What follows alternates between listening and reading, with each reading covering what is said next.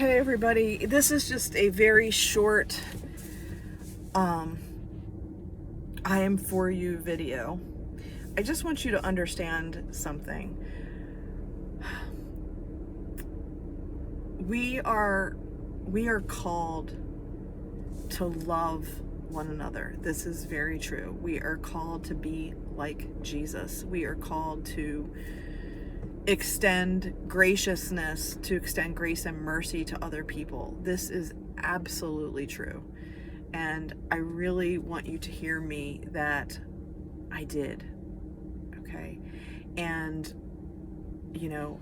I was manipulated and completely naive to any of the hardship and destruction that was actually going on against me while I was in this ridiculous love bubble of loving the addict and active addiction narcissist who happened to be my fiance. I bought him clothing. I'd see that his socks were all messed up and he'd be missing belts all the time. I'm like, how come you're missing belts all the time? Like, what's up with that? I just bought you one the other week. And he'd be like, I don't know, with my sleep narcolepsy, I just can't really remember where I put it. Okay, and the point is, I was looking at him based on the stories that he told me, and I truly believed that I had someone who just hadn't been taught. That was the way that his narcissistic manipulation showed up. I really would find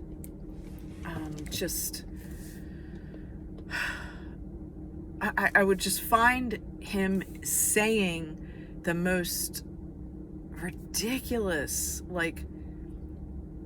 statements, and he would be like, oh, I was just joking. And I'd be like, I hope you're joking, because we are not turning my apartment into a whorehouse. And he's like, I'm just joking with you. You're so serious all the time. And the point is, he was sharing his true intentions. He was honestly letting me know that when I was not there at my apartment, he was running a prostitute whore ring in my space. Okay? But I was so believing the words that he said, thinking that he was joking and that he had a very sick sense of humor. And he's like, well, all the musicians, the music industry, we're kind of a bunch. Then he'd blame it on that. And I'd be like, look, I don't want to hear about that anymore. I don't want to hear about prostitutes. I don't want to hear about, making money off of people. I don't want to hear about any of that. That's nonsense. It's not something I want to hear about. So I'd set the boundary, okay? And so then he wouldn't talk about it. Okay, he wasn't talking about it, but when he would now I'm remembering all these times when, let's say I was going to go to Annapolis, and it would be a good 2 hours there, 2 hours back, and a couple 2 hours there. So he knows I'm going to be gone a good 6 to 8 hours, and he would be like, as soon as he'd be like, baby, make sure you call me when you get there so I know you're there safely, right? And I'm thinking, oh, he cares about me. He really wants to know where I'm at, and that, and his desire for knowing where I was to clock it and to know how much time he had to do whatever other evil things and wicked things he was doing while I wasn't there, okay? And then he had me in the habit of, okay, well, please call me when you're getting ready to leave so I know that you're going to be driving home safely. And the point is, this is where the fake, manipulative, poser action, it looks and appears like they're caring about you. It looks like he cares about me driving on the road and he wants me to get home safe. But it has nothing to do with that. He's trying to super manipulate and calculate the timing of how much time he has to get things out of my house, to bring whores in, to smoke and do drugs in my place when I'm not there, and I wouldn't even know that he was doing it, because by the time I get back, the evidence of whatever he was doing, he has now since hidden, okay? And the point is, being someone who is clean and sober, I have no concept of what an addict is doing or what they're clinging to or all. I don't have that because I'm not under demonic possession from something like that. But somebody who is a narcissist and who is an addict in active addiction, they are seriously mentally oppressed by spiritual entities, elementals, and demonic presences, okay? So what I'm getting at is, I want you to really, truly understand that I seriously gave my entire heart to this man, okay? I wrote down and shared all of my goals that I was working on, mentally, physically, spiritually, financially, socially.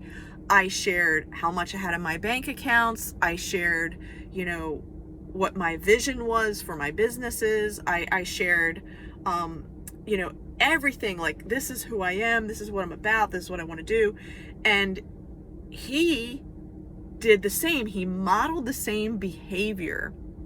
That's what posers do. That's what manipulators do. And he would come up with a list of things and he would write it down, and we'd have posters up and, clipboards with all the different goals that we were working towards. And when we completed it, we'd cross it out and be like, completed that, save this much money, cross it out, right? And the point is, here I am doing this, thinking that this person is in harmony, this person is in unity because this person, quote, loves me and they want to marry me and they want to create a life with me. But the reality is, whenever I put up on the board, like the financial, cash reserve goals and stuff, and I'd be like, okay, this is, a $5,000 goal right here, right? And I'd be like, and I'd be like, here's 500, here's 1,000. And so he would look at that list going, he knows the money is growing, okay? And he's, quote, allowing me to manage it. And he's like, oh, baby, you're so good with that stuff, blah, blah, okay? But meanwhile, I'm visually thinking, together, we're getting our money together for the down payment for this house. Together, we're getting our money together because we're gonna, buy this RV. You get what I'm saying? Like, I'm doing it together because I think I'm actually in a real relationship. But I was never in a real relationship. That's what I really want you to understand. I thought that this person that I fell in love with was a real person. He was never a real person. That's the hardest acceptance about all of this narcissism and addicts and active addiction, because when you really truly see the evidence, you're just like, oh my gosh, how did I not see? And the point is, you could never see, because that's how good they are at the deception, okay? But now that I have pieced, because he died, and then I found all the evidence to support what my intuition was telling me, but I kept shutting my intuition down because I kept believing all the words and all the fake proof that he kept furnishing me. And that's why I'm trying to be an alert and a warning to you that I am not this nasty, cold-hearted person, that hates people. That's not who I am at all. I've been so wounded and taken out from this experience that it has taken me all this time just to pull myself together to the level that I am. Okay? Like, it really took a toll on me. And because it did, that's why I want to make it my mission to help other women that are in unhealthy, toxic relationships with addicts that are in active addiction and narcissists, whether they are covert narcissists or, blatant narcissists, whatever. The point is that I want you to really understand that these people are not people to take seriously at all, because everything they say is a lie. And if you continue to believe all their lies, you're going to end up in the same mess that I ended up in. Financially poor. All my assets that I built up over a lifetime are gone. Damage to my vehicles that I then had to pay all these, repairs on because of all the, he's removing master switches and all this other stuff out of my cars. This is That's total manipulation, devising evil, wicked plans against someone they quote love. Okay. Now, I want you to understand, anybody that saw me and my fiance together, okay, they would have believed that we were so in love. Okay, they would see him put his arm around me. They'd see him smiling and talking his fancy talk because he was such a great conversationalist. And people were like, oh, Ann and Eric, they're such a great couple. Oh, they look so happy. Okay, and the point is this. I didn't get it then, but I really get it now. Okay, when you are putting your energy into God, and you are reading the Bible, you're getting filled up, the Holy Spirit is just glowing in you. That light of Yeshua shines out so brightly. That's what people see, okay? And a narcissist is an energy vampire, and all they want to do is latch on to your positive vibe energy, and they're basically just like holding on to your coattails as you are doing all the work. Like, I'm cleaning the apartment, I'm doing the marketing, I'm filling up with the Word of God, I'm doing the service work, I'm maintaining the financial prosperity and abundance. I'm like handling all this stuff, okay? And meanwhile, Eric was depleting it, and he was doing everything hidden. He was literally had accounts that, and I didn't find out this until literally like this week.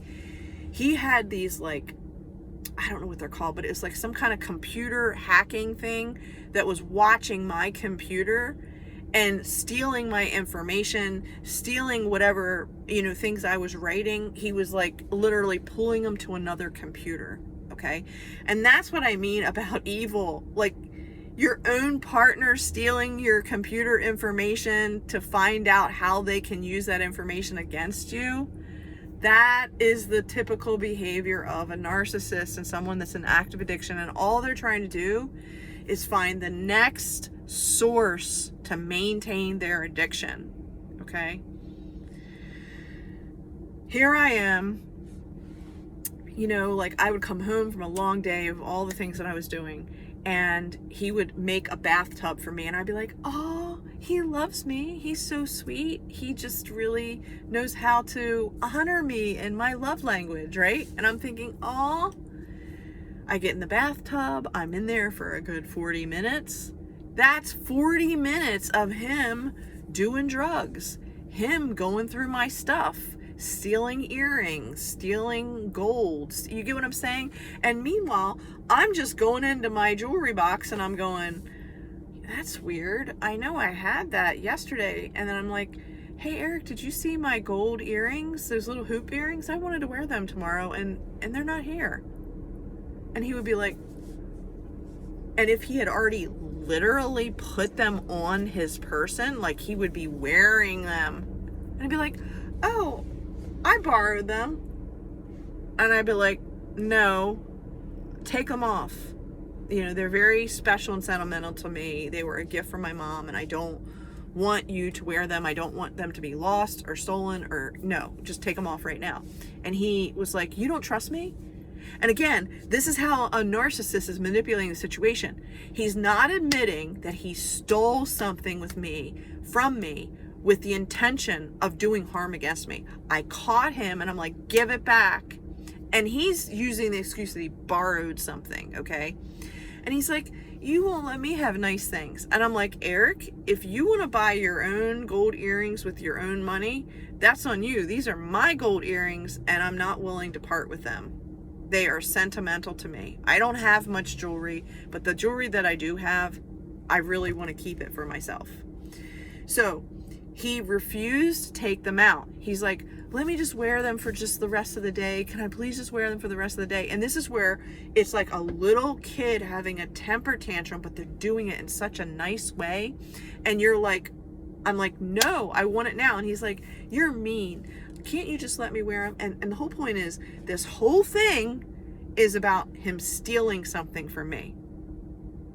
Okay? Because if he had his own real money, he could have gone out and bought his own earrings. And as a man leading a family, He should be able to afford to purchase jewelry for himself if he wants to do so, okay? Not without stealing from me to have what he wants.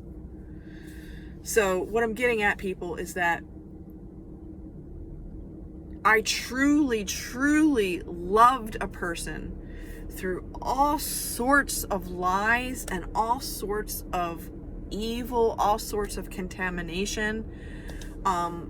And through that whole experience, I would be saying, you know, if I caught him in something weird, you know, I'd call him out on it, and I'd be like, Eric, you know, when we went to the chiropractor today, like, you were acting really inappropriately, and I don't like that, and I don't want to ever hear you talk that way in front of me again, or sit in that particular way that you were sitting, wearing, you know, a doctor's nightgown thing, you know. I'm like, you should have been wearing your clothes at that point. Like, when you finish the exam part, you're supposed to put your clothes back on. And he was like, I don't see what the big deal is.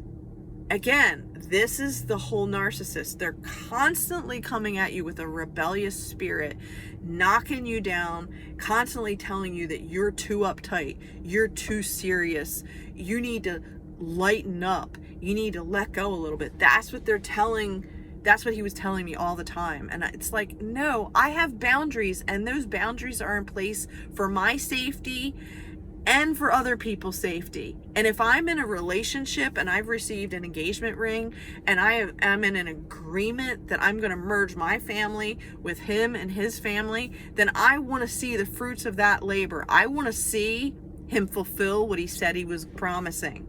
Okay. And this is, again, what a narcissist does. Okay. They have lies about everything. So he had all these photographs about this RV that he owned. And I'm thinking, oh my gosh, we have this amazing RV, and, you know, it's going to be amazing, and we take it for trips. And he's talking about this RV like it's up to date. There's nothing mechanically wrong with it. And I'm thinking, oh my gosh, this is going to be amazing.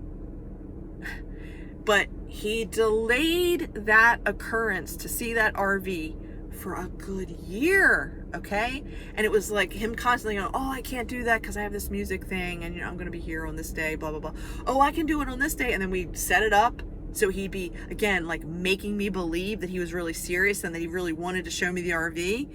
And then at the last minute, he'd be like, oh, baby, I can't do that. I've got this music gig to do, and it's last minute, and I can't be there, so we're going to have to postpone this. So that's what I mean. Their tactics for making believable excuses, okay? And meanwhile, if I was just, you know, Sally homemaker that didn't do anything but, you know, sit at home and, you know, just take care of the house, that would have been one thing. But I was doing his promotion, I was doing life coaching, I was doing fitness classes, I was, you know, doing service work, I was doing so many things in addition to maintaining the house. And so I was so busy myself that I couldn't nitpick on this, you know, like, oh, he's not available this day. I just be like, okay, when can I reschedule it? And then I look at the calendar and be like, how about this day? And he'd be like, I'm like, can you agree to this? And he'd be like, yeah. And then I just put the new date on the calendar. And then he'd repeat the same thing again. Do you get what I'm saying? So he made it believable that he was willing to, you know, compromise, and he was willing to be in harmony and in unity. But the reality was he never was. His intention from the very beginning was to lie, to steal, to kill, and to destroy. And those are all the signs of the adversary, which means that, I'm sorry, people, but addicts and active addiction and narcissists, they are held and possessed by demonic spirits. And when we really look at it from that perspective, if they have the abiding spirit of Jesus, Yeshua, within them, they will be acting a completely different, transformed way. They will not be still stuck in their sin. And if they are still stuck in their sin like that, like he was, they're just playing a game with you to pull you into their drama, pull you into their circus, okay? And let me give you one more example about people and how they manipulate people so that this is clear to you, okay? So, he would let me know that his daughter was pregnant and that she was going to have a baby and that there was this baby shower, okay? And I had not even met her at this point. And I was like, look, I'm like, if I'm going to marry you, I told you before, I've got to meet your family, your extended children, et cetera, et cetera. I'm like, we have to do this. And again, the same thing was scheduling on the calendar. He was making all these excuses and not allowing the actual meeting to take place because he was constantly renegotiating all the dates. And it was always because of a music venue, and he couldn't do that because of this, okay? So the bottom line is, I knew that she was pregnant and having a baby. So I said to him, is there some particular, way that you want to buy gifts for your daughter? Are there certain things you want me to look for? Blah, blah. And he's like, yeah, if you could get this, this, and this, okay? So here I am as the wonderful fiance going out to the store to buy all these baby gifts for his daughter. I've never met her, okay? And I'm spending hundreds of dollars on all this stuff for the baby shower. And I'm at home wrapping all these presents for the baby shower. And I'm doing all these baby things with, making cookies and all that. You get what I'm saying? Like, when I do something, I really do it, okay? And so I'm gathering all this stuff together. And then he's like, I don't feel good. I've got a stomach ache. Okay, this is the other huge alert, red alert.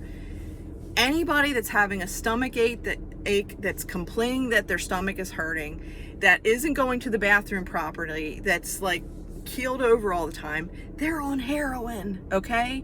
And when they're on heroin, they can't go to the bathroom. And then they're doing other drugs to help them go to the it's like this whole like management of drugs that they're doing that, I don't understand, but there is some logic to all this craziness that they do. So he's keeled over on the day of the baby shower and he's like, I can't go, I'm sick, And I'm like, Eric,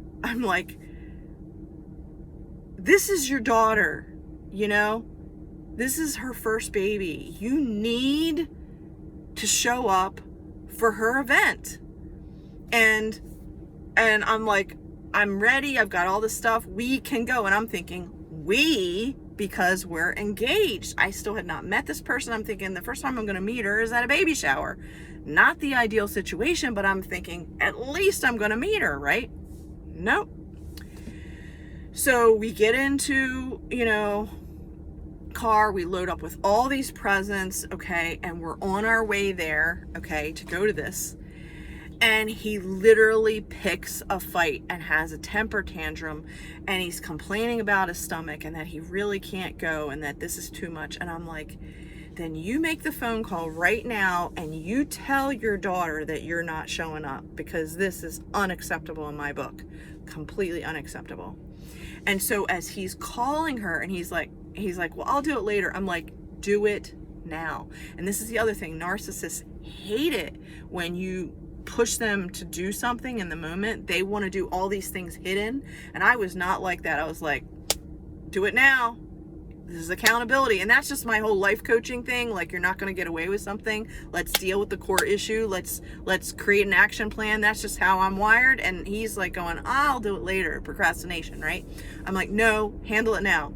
So he starts calling, okay? And I'm like, put it on speaker. He's like, I don't want to do that. And I'm like, put it on speaker. And I just went like this and touched the phone so it was on speaker. And there's his daughter screaming at him. And they get into this huge fight. And she's going on and on about how he's not allowed to bring his whore. And I'm thinking, I'm not the whore. I'm engaged. I'm like to be his wife. And I'm like, what is going on? Okay. And all this drama around this. And, in the end, I was like, you know what? I'm like, I said, Eric, you said for me to do all this. You said that you wanted to take these presents to your daughter. And I'm like, you really need to do it. And so at this point, I believe we were in the truck at this point. And so I'm like gathering again whatever we had left as presents, and I'm putting it in the truck, and he's like, I only want to take this in. I'm like, what do you mean you only want to take this in? And so like I'm driving him to now go visit the daughter, okay? And I'm thinking, again, I'm going to have a moment to actually meet her. Nope. And again, all this is before the baby, okay, is born. It's just like, it's all pre this, right? And he goes outside, talks to her outside of a building, and gives her a present, and then walks back in the truck. I'm like, what about all the other stuff we have in the truck? He's like, no, I don't think it's a good time to do that. She has an appointment right now. So again, delay. Come to find out, he took those presents back to the store. He hawked them. You get this is what I'm talking about. He gets me to do things on behalf of him that are supposed to be good things to bring about harmony and unity within a family unit. But then he usurps the whole thing with changing the dates and this and that around, making up stories, making up excuses. Well, it wasn't until the day that the baby was born that I actually met the baby in the hospital. And again, that day, I was like, should we load up the car with all the presents, blah, blah, blah. And he's like, no, let's do that another time. I don't feel like going to the storage locker for that. So the point is, we went there without all the presents again, okay? And the point is, this is another example of calculated, chess moves. I'm going to do this, and if she does that, then I'm going to counterattack with that. And if she lets me get away with this, I'm going to do this. If she doesn't let me get away with that, I'm going to counteract with that. And so what I'm saying is, then when I looked at my calendar, okay, and I looked and connected all the dots, I started to see all these crazy temper tantrum drama days that he did. And then I'm starting to see, like, then he'd pick a fight, and then he'd be gone for a couple days saying that he was doing a music thing. He was not doing any music. He was selling drugs, doing whores. That's what he was doing. But the point of the matter is,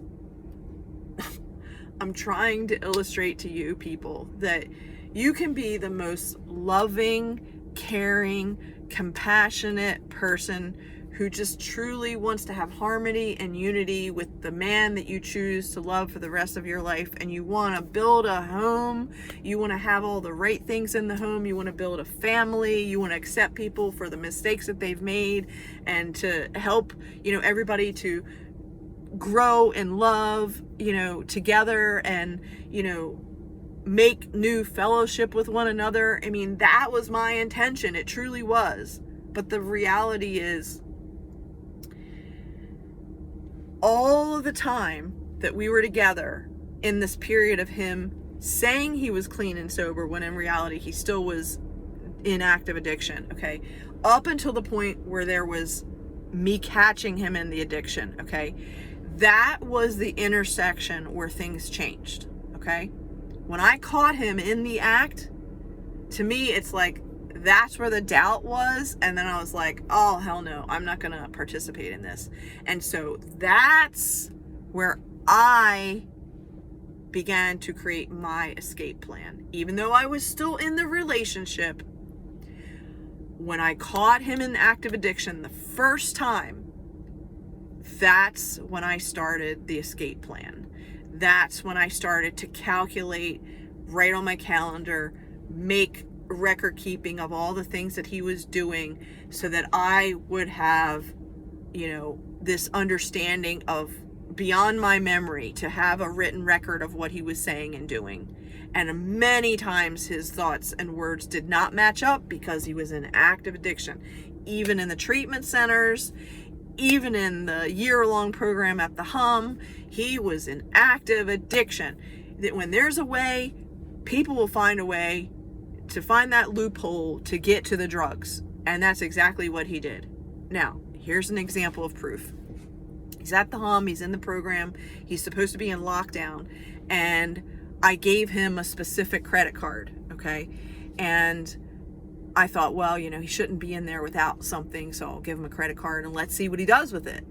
because if he's in there, he shouldn't be having any charges on a credit card. Again, I had to test him and his trustworthiness to know whether or not he was saying what he was saying was true. So I just put it, I wasn't like, here's a credit card. It wasn't like that. I put the credit card in his guitar case. So it appeared as if he had forgotten about it or that it fell out of his wallet. And then all of a sudden he has this, credit card that I don't know about. Do you get what I'm saying? I didn't do it like, here, Eric, use this credit card so that I know. He thought that he thought he was sneaking around and that he was going to pull one up on me. Okay. So next thing I know, all these charges are on this credit card. He's in a year-long program where he's not supposed to have any access in or out of the building. Okay. And there's charges at a local 7-Eleven. There's charges, just little candy charges, cigarette charges, okay? And I'm like, what is he doing? And how is he able to get out if he's in a year-long lockdown program that's supposed to give him non-access? So I waited, and let him do what he was doing, right? Allow people the space to be who they are and catch them in the act. That's my best advice, okay? So, he's raking up all these charges. And then finally, when I went in, I had, my legal paperwork worked out with, the health proxy and the power of attorney and all the legal paper.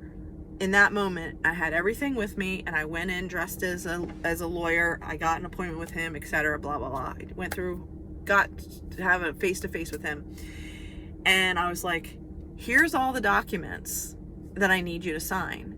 And his first attitude was like this, like the laying back and the like, "Oh, I'm not going to talk to you," all that.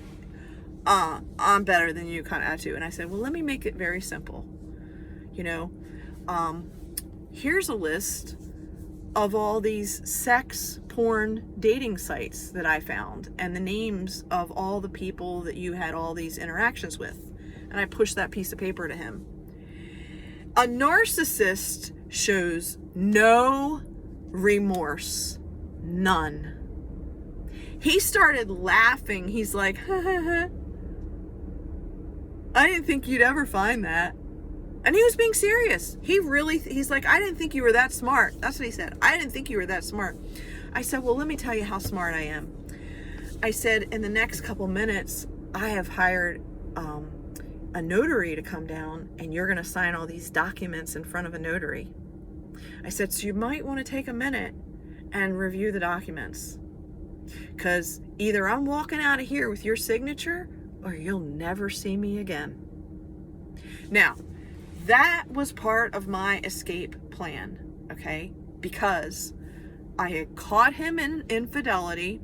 He was lying that he was actually not using drugs and not being allowed to leave this secured facility, and he was. And, he was full of lies. And the point is, you cannot build a relationship on lies. You need someone to have God as their center focus like he said he did, okay? So then I get a call from somebody at the Hum, and it was like one of the managers or something, and they're like, "We were wondering, can you verify that Eric is Jewish and that he needs to go to a synagogue?" And I said, "Technically, he is Jewish." And I said, "However, he is Messianic Christian Jewish, and there will be no need for him to leave the facility to go to a Jewish synagogue on the other side of town. No, he does not need to go to a Jewish synagogue." And the point is, he was in a Christian recovery year program that had on-site prayer and church and everything that he needed, and Bibles. He did not need to go outside of that to go to a Jewish synagogue. And if he needed a certain Jewish book, I could have gladly mailed him the book. Do you get what I'm saying? And this is where the manipulation, and he was trying to con them to ask me, to let me, I'm like, no. And again, when he sees the wall blocked, so when I push those papers in front of him and I'm like, you've already done this, this, this, this, and this. I already had a track record of his bad behavior, and I showed that track record to him. Okay? And then I said sign, and he signed. Now, one of the key points that he signed was if he made any other error of lying, stealing, cheating to my awareness, the engagement was off. Okay? And I was like giving him a forewarning that he made all these promises to my father and to my mother about how he was going to take care of me. And I'm like, you are not upholding any of those things that you said with your words that you were going to do when you're in active addiction and when you're being a total jerk. I'm like, so here's the deal. Stay in this program, get well, get right with God, surrender, do your journaling, find a sponsor, do all the things that you need to do it right. Get right with Jesus. And I'm like, and when that happens, Eric, we can be at another level. But until that happens, I have to create safe distance from you because everything that you've said so far is a lie. Okay? Now, I got all those papers signed, and thank God that I did. Okay? When he died, okay, I was so like grieving the idea that he didn't make it, that he got out of the hum, that he tried to do his own studio, he used my information to, whatever. The point is, once a liar, always a liar, because they're ruled by the devil. You've got to make a very serious choice. You are either team Jesus or team devil. It is that simple. And he was on team devil, and I was saying to him, warning, warning, warning. Okay? Now, I said to him, I will agree to meet you to do these particular projects together. And again, I would choose a certain block of time to be around him and watch his behavior to see if his words matched up with his actions. And if anything was out of sorts or anything seemed strange and fishy, I called him on his stuff. I had a third-party person verifying that as proof. And the bottom line is, he died. He died in his drug addiction. He died in his sin. And he died with his pants down, okay? I mean, literally, okay? And that tells you something about where somebody's intentions are, okay? When drug addicts are trying to dig into their veins and stuff, okay? And I'm not a drug addict, so I wouldn't have known this stuff. The point is, he was digging into his groin so that it would be unseen. And I had already made the boundary, like, bets are off, man, until you can show me that you're a mature, responsible adult. This engagement, it's dependent upon you doing and repairing the damage that you've already, gathered up by now. Like, you need to make amends. You need to be a responsible human, right? And it just goes to show that when someone is acting in their own devices, out of their ego, with the devil, with pleasure, pleasure, pleasure, pleasure, flesh, flesh, flesh, flesh, do what I want to do, no consequences, right? They're going to be sadly mistaken when their last breath is up and God takes them out. Now, we don't know what we don't know until God reveals it to us. And what I'm trying to share with you about narcissists and about addicts and active addiction is that they are planners. They have orchestrated this whole thing to get you in the certain spot. And every move you make, they're making a chess move against your move because they're trying to take you out. When I found written notes and text messages on hidden burner phones that were found scattered throughout my apartment, okay? These messages were talking about hits on my life. These messages were about destroying my finances. These messages were about stealing my van, okay? So you really have to understand, we don't know all these hidden conversations that we don't witness and that we don't see, but God hears it. He hears everything, okay? And God is going to penalize and put the penalty to people that are evil and wicked and have wicked thoughts, words, deeds, habits, patterns, character until they're dead, okay? The Bible says so. The penalty for sin is death, okay? Now, yes, we're all sinners. Yes, we all made bad decisions until we came to the cross, until we surrendered. And when we surrendered, the Lord Jesus had mercy and grace on our soul, and he gave us the Holy Spirit, and the Holy Spirit started to turn our heart, turn our head, turn our emotions, turn our body into creating a new pathway, a straight and narrow pathway, which is about journaling, which is about the Bible, which is about having a personal relationship with God. And when we are in and abiding with God, and we keep leaning on our Father, knowing that despite the terrible circumstances that we went through, despite all the horribleness and the evidence that we found, despite our pain in our heart that we are like, are we going to be alone, Lord? Are we going to lose our fiance because they are so stuck in this horrible destruction and disease? And in our prayers, and our tears and our mourning and our crying, and we're crying out, Lord, help me. And all the tears and the pain that my family went through, all the drama fest and the 3-ring circus that Eric put us through, okay? My parents were praying for resolution, okay? And the bottom line is, when Eric died, although we all mourned, it was very sad, okay?